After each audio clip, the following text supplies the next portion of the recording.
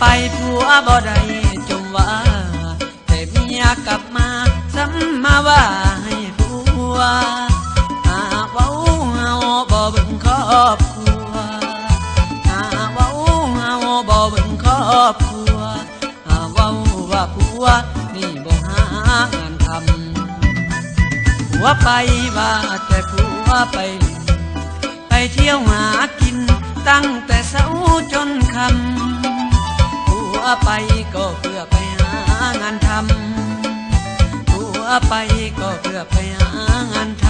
ำอยากได้เงินคำก็ต้องออกแรงออกเงินผัวไปกินเหล้าเมาเบียร์ก็เห็นหน้าเมียเดินนำทุกเทือเว้ามามันลดเป็นตาเบื่อเว้ามามันลดเป็นตาเบื่อถ้าผัวบ่เมื่อเมียก็ด่าให้หายเมียไปบอกว่าจะไปหาเงินแต่แล้วไปเพลินกับผู้ชายคนใหม่ผัวเว้าเจ้าก็บ่สนใจผัวเว้าเจ้าก็บ่สนใจผัวบ่ให้ไปเมียก็บ่เคยฟัง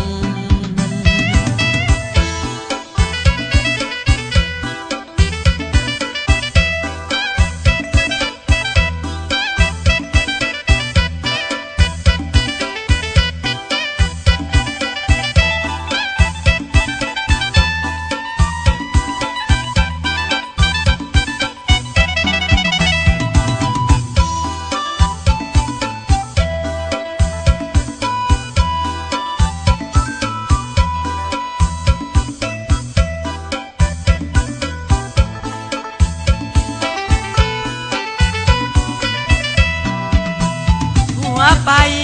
กินเหล้าเมาเบียร์ก็เห็นหน้าเมียเดินนำทุกเทือเว้ามามันลดเป็นตาเบื่อเว้ามามันลดเป็นตาเบื่อถ้าผัวบ่เมื่อเมียก็ด่าให้หายเมียไปบอกว่าจะไปหาเงิน